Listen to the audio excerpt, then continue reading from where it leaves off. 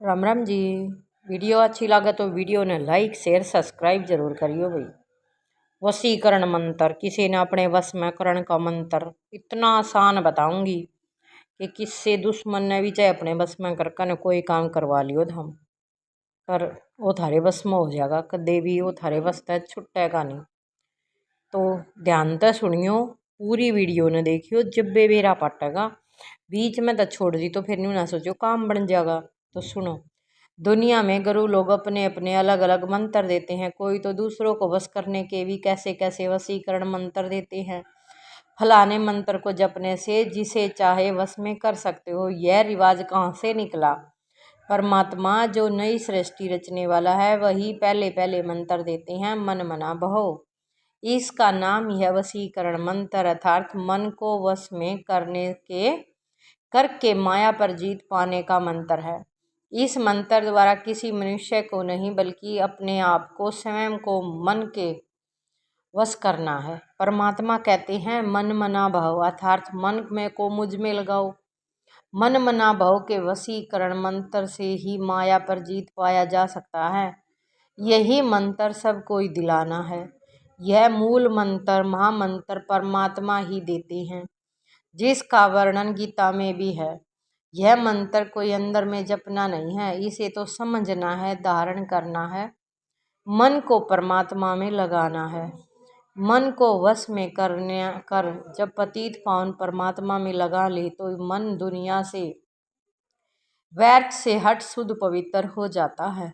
अतः किसी को भी समझाओ तो यह बुद्धि में बिठाना है, बेहद के पतित पावन बाप को याद करो।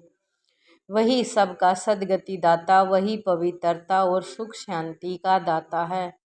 मन परमात्मा से लग जाए तो फिर किसी को वश करने की आवश्यकता ही नहीं रह जाती।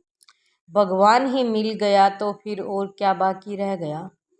वीडियो अच्छी लगी हो तो वीडियो ने लाइक शेयर सब्सक्राइब जरूर करियो। तो एक यो मंत्र है, हर किसी को अपने वश में करने का। भगवान को अपने वश में कर लो तो सब हमारे अपने आप। जहाज में, विमान में भोजन। मैं अपनी सीट पर बैठा था। दिल्ली के लिए उड़ान भरते हुए लगभग 6 घंटे की यात्रा थी। मैंने सोचा एक अच्छी किताब पढ़ूंगा और 1 घंटा सो लूँगा। टेक ऑफ से ठीक पहले लगभग 10 से सैनिक आए और मेरे आसपास की सीटों पर बैठ गए। यह देखकर मुझे रोचक लगा तो मैंने बगल में बैठे एक सैनिक से पूछा, आप कहाँ जा रहे हो? आगरा सर। वहाँ 2 हफ्ते की ट्रेनिंग है, फिर हमें एक ऑपरेशन पर भेजा जाएगा, उसने जवाब दिया। 1 घंटा बीत गया। एक घोषणा हुई, जो यात्री चाहे उनके लिए लंच उपलब्ध है, खरीद के आधार पर है।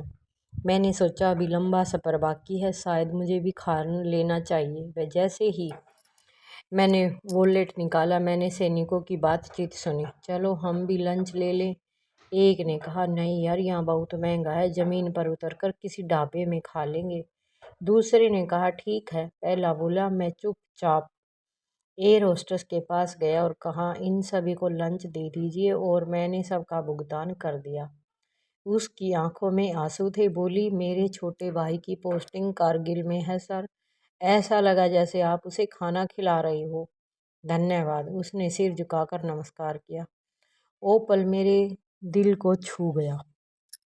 आधे घंटे में सभी सैनिकों को उनके लंच बॉक्स मिल गए। खाना खत्म करने के बाद मैं पायलट के पीछे वॉशरूम की ओर गया। पीछे की सीट में एक वृद्ध व्यक्ति आए और वो बोले, मैंने सब देखा, आप सराहना के पात्र हैं। उन्होंने हाथ बढ़ाते हुए कहा, मैं भी इस पुण्य में भाग लेना चाहता हूँ। उन्होंने चुपचाप 500 रुपये मेरे हाथ में रख दिए। अब आगे सुनो कैसे क्या हुआ भाई। 500 रुपये उसके लिए दे दिए तो वो है कि मैं वापस अपनी सीट पर आ गया। आधे घंटे बाद विमान का पायलट यानी जहाज का पायलट मेरी सीट तक आया। सीट नंबर देखता हुआ, मैं आपसे हाथ मिलाना चाहता हूँ, वह मुस्कुराकर बोला। कोई अच्छा काम करेगा बधाई तो भाई देवेंगे, या भाई इस बात में कोई दो राय नहीं है, लेकिन अच्छा काम करने वाले बहुत कम इंसान रह रहे आजकल दुनिया में। मैं खड़ा हुआ। उसने हाथ मिलाते हुए कहा, मैं कभी फाइटर पायलट था। तब किसी ने यूं ही मेरे लिए भोजन खरीदा था। वो प्यार का प्रतीक था जो मैं अब तक नहीं भूला हूँ। आपने वही याद आज मेरी ताज़ा कर दी। सभी यात्रियों ने ताली बजाई। मुझे थोड़ी झिझक हुई। मैंने ये सब प्रशंसा के लिए नहीं किया था, बस एक अच्छा कार्य किया था। मैं थोड़ा आगे बढ़ा। एक 18 साल का युवक आया, हाथ मिलाया और एक नोट मेरी हथेली में रख दिया। अच्छे काम के लिए अपने आप भगवान मदद करता है, अपने आप वो आगे किसी न किसी को भेज देता है। याड़े मेरी यात्रा समाप्त हो गई। जैसे ही मैं विमान से नीचे उतरने के लिए दरवाजे पर पहुंचा, एक व्यक्ति चुपचाप मेरी जेब में रख कर चला गया। कुछ पैसे, फिर एक नोट। विमान से बाहर निकलते ही देखा कवि सैनिक एकत्रित थे। मैं भागा और सभी यात्रियों द्वारा दिए गए नोट्स उन्हें सौंप दिए, क्योंकि उनका काम आ जाएंगे। ज्यों पैसा की कदर, पैसा का मतलब कदर तो सब जाना है भाई, लेकिन उनकी सही इस्तेमाल करना। कदर नहीं होती हो उन्हें बोझ कदर ही रहा है, वो कदर नहीं होती ना, वो आप ही बरतेगा ना वो किसी के काम आऊँगी। इसे आप खाने या किसी भी ज़रूरत में उपयोग करिए। जब तक ट्रेनिंग साइट पर पहुँचे, जो हम देते हैं वो कुछ भी नहीं है उस बलिदान के आगे जो आप हमारे लिए करते हैं। भगवान आपको और आपके परिवार को आशीर्वाद दे, मैंने नम आँखों से कह दिया। अब वे 10 सैनिक केवल रोटी नहीं, एक दूसरे विमान का प्यार साथ लेकर जा रहे, एक पूरे जहाज का प्यार साथ लेकर जा रहे हैं। मैं अपनी कार में बैठा और चुपचाप प्रार्थना की, हे प्रभु, इन वीर जवानों की रक्षा करना जो इस देश के लिए जान देने को भी तैयार हैं। एक फौजी जानबूझ कर नहीं इस बात का बेरा कि मैं मतलब बेरा को नहीं, मेरी नौकरी पूरी होगी या नहीं होगी, मतलब रिटायरमेंट तय का समय आवेगा या नहीं आएगा। कई मेरे भाई तो ऐसे हैं जो भाई मतलब ट्रेनिंग पे शहीद हो जावे हैं।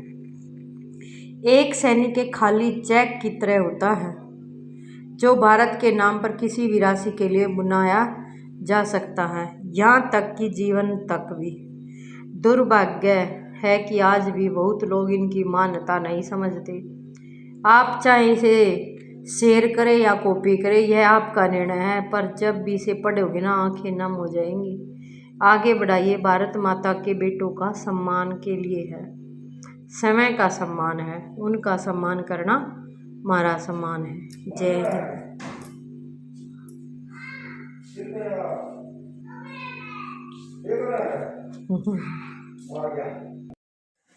राम राम जी सभी को, एक बार और नई वीडियो में स्वागत है आप लोगों का। तो आज की कहानी है जोकर की सीख। वीडियो अच्छी लगे तो वीडियो ने लाइक शेयर सब्सक्राइब जरूर करियो। एक बार एक जोकर सर्कस में लोगों को एक चुटकुला सुना रहा था। चुटकुला सुनकर लोग खूब जोर जोर से हंसने लगे। कुछ देर बाद जोकर ने वही चुटकुला दोबारा सुनाया। अब की बार कम लोग हंसे। थोड़ा और समय बीतने के बाद तीसरी बार भी जोकर ने वही चुटकुला सुनाना शुरू किया, पर इससे पहले कि वो अपनी बात खत्म करता, बीच में ही एक दर्शक बोला, अरे कितनी बार एक ही चुटकुला सुनाओगे, कुछ और सुनाओ। अब इस पर हंसी नहीं आती। जोकर थोड़ा गंभीर होते हुए बोला, धन्यवाद भाई साहब, यही तो मैं भी कहना चाहता हूँ। जब खुशी के एक कारण की वजह से आप लोग बार बार खुश नहीं हो सकते, तो दुख के एक कारण से बार बार दुखी क्यों होते हो? भाइयों, हमारे जीवन में अधिक दुख और कम खुशी का यही कारण है। हम खुशी को आसानी से छोड़ देते हैं, पर दुख को पकड़ कर बैठे रहते हैं। इसी कारण हमारा मन और हमारा तन दोनों के दोनों दुखी हो जाते हैं। शिक्षा है मित्रों, जीवन में सुख दुख का आना जाना लगा रहता है, पर जिस तरह एक ही खुशी को हम बार बार नहीं महसूस करना चाहते, उसी तरह हमें एक ही दुख से बार बार दुखी नहीं महसूस करना चाहिए। जीवन में सफलता तभी मिलती है जब हम दुखों को भूलकर आगे बढ़ने का प्रयत्न करते हैं। बाकी तो सारी दुनिया दुखी है, किसी न देख लो। वो क्या करे पीस्याड़ा तो रात न दुखी है, बना पीस्याड़ा दिन में दुखी है। तो भाई वीडियो अच्छी लगी हो तो वीडियो ने लाइक शेयर सब्सक्राइब ज़रूर करियो। मिलते हैं एक और नई वीडियो के साथ। इसी के साथ आप लोगों को मेरी हाथ जोड़कर राम राम। और ऐसी ही नई वीडियो लेके आऊँगी कहानियाँ की। अगर आप लोगों को अच्छी लगी तो बताना ज़रूर कमेंट करके। आज की वीडियो में इतना ही कि दुख को ज़्यादा देर ना पकड़ कर रखा करो, खुशी को पकड़ के रखा करो, ठीक है। दुख तो आनी जानी चीज़ है। राम राम जी सारा ने। चरित्रहीन। संन्यास लेने के बाद गौतम बुद्ध ने अनेक क्षेत्रों की यात्रा की। एक बार वे एक गांव गए। वहां एक स्त्री उनके पास आई और बोली, आप तो कोई राजकुमार लगते हो, क्या मैं जान सकती हूँ कि इस युवा अवस्था में गेरुआ वस्त्र पहनने का क्या कारण है। बुद्ध ने विनम्रतापूर्वक उत्तर दिया कि 3 प्रश्नों के हल ढूंढने के लिए उन्होंने संन्यास लिया है। बुद्ध ने कहा, हमारा यह शरीर जो युवा व आकर्षक है वह जल्दी ही व्यर्थ होगा, फिर बीमारी व अंत में मृत्यु के मुंह में चला जाएगा। मुझे वृद्धावस्था, बीमारी व मृत्यु के कारण का ज्ञान प्राप्त करना है। बुद्ध के विचारों से प्रभावित होकर उस स्त्री ने उन्हें भोजन के लिए आमंत्रित किया। शीघ्र ही यह बात पूरे गांव में फैल गई। गांववासी बुद्ध के पास आए और आग्रह किया कि वे इस स्त्री के घर भोजन करने न जाए, क्योंकि वह चरित्रहीन है।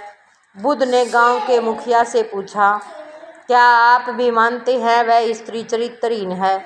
मुखिया ने कहा कि मैं शपथ लेकर कहता हूँ कि वह बुरे चरित्र वाली स्त्री है, आप उसके घर न जाएं। बुद्ध ने मुखिया का दायां हाथ पकड़ा और उसे ताली बजाने को कहा।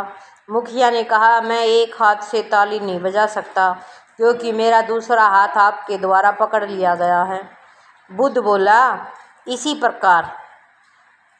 प्रकार यह समय चरित्रहीन कैसे हो सकती है, जब तक कि इस गांव के पुरुष चरित्रहीन न हो। अगर गांव के सभी पुरुष अच्छे होते तो यह औरत ऐसी न होती। इसलिए इसके चरित्र के लिए यहाँ के पुरुष ही जिम्मेवार हैं। ये सरपंच की तो भाई मुंह अपना सार लेकर रह गया सरपंच, क्योंकि ये बात हकीकत है। एक हाथ ताली ना बाज सकती, चाहे कोई कितना ये भी किम्मे भी कर लो, ठीक है ना। हर एक चीज़ के दो वो होते हैं, पहलू होते हैं। दोनों ही जब एक दूसरे के सामने भिड़ते हैं ना, तो ही ज़िंदगी में कड़वाहट आती है। तो अपना सुधार संसार की सबसे बड़ी सेवा। सबसे पहले अपने ऊपर, अपने मैं जाग कर देखो मारे में कितना के बदलाव है। हम बदलेंगे युग बदलेगा, हम सुधरेंगे युग सुधरेगा। आपका दिन शुभ व मंगलमय हो। ओम शांति।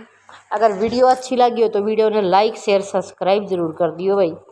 ऐसी ही और बहुत सारी वीडियो देखने के लिए आप लोगों का बहुत बहुत शुक्रिया, चैनल को इतना प्यार साथ सपोर्ट देने के लिए।